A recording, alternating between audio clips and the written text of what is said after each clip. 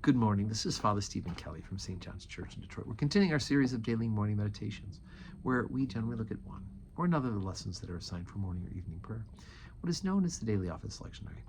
Today, for Saturday, we're going to take a look at the lesson that's assigned from the book of the prophet Isaiah. We're already up to chapter number 7. Remember, we're doing Isaiah for morning and evening prayer, so we're moving along at a pretty good clip.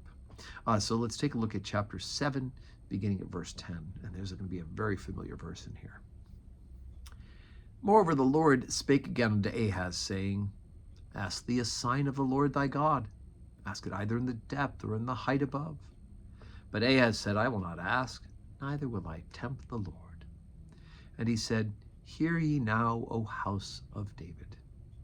Is it a small thing for you to weary men, but will ye weary my God also? Therefore the Lord himself shall give you a sign. Behold, a virgin shall conceive and bear a son, and shall call his name Emmanuel. Butter and honey shall he eat, that he may know to refuse the evil and choose the good. For before the child shall know to refuse the evil and choose the good, the land that thou abhorrest shall be forsaken of both her kings. The Lord shall bring upon thee, and upon thy people, and upon thy father's house, days that have not come from the day that Ephraim departed from Judah, even the king of Assyria.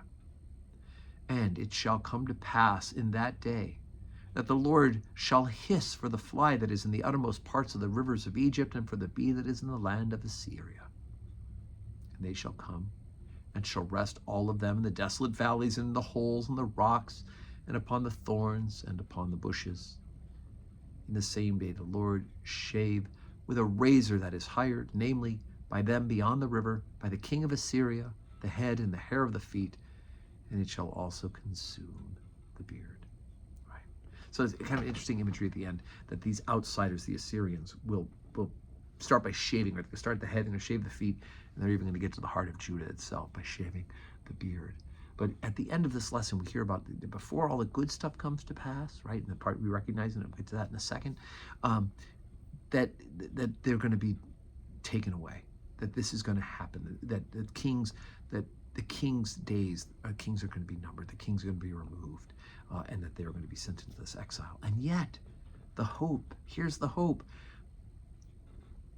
Behold, a virgin shall conceive and bear a son, and shall call his name Emmanuel. Now, they didn't really comprehend at the time that this prophecy would take several more generations to happen, right? Because they had no idea. 70 years they were going to be in the Babylonian exile. There'd be hundreds more years before the actual fulfillment of this part of the prophecy. But, in fact, a virgin does conceive, Mary, right?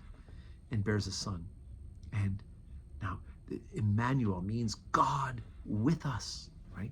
Now, the name Jesus, or Yeshua in Hebrew, means God saves. They're related. But the fact is, Emmanuel, he is God with us. God dwells among us as a human being in the person of Jesus Christ, right? He's both God and man. And so here we have that wonderful prophecy from the book of the prophet Isaiah. So it's Advent, folks. We're getting ready for the birth, getting ready for the end times. And we're doing a little bit of both in the Daily Office Lectionary. So today, like as I said, today's Saturday. We don't have public worship today at St. John's, but boy, oh boy, we're ready for worship tomorrow. The second Sunday of Advent, the great collect that's involved in that. Blessed Lord, who's caused all scriptures to be written for our learning, right? Read that we may, grant that we may in such wise read, mark, learn, and inwardly digest them, right? So that's tomorrow. I hope you'll join us for worship. 7:30 morning prayer, 8 o'clock Holy Communion, 10 o'clock Holy Communion, and 5:30 evening prayer with the opportunity to receive communion. And I hope that today, this Saturday, is a day that is full of blessings. Let's remember to pray for each other.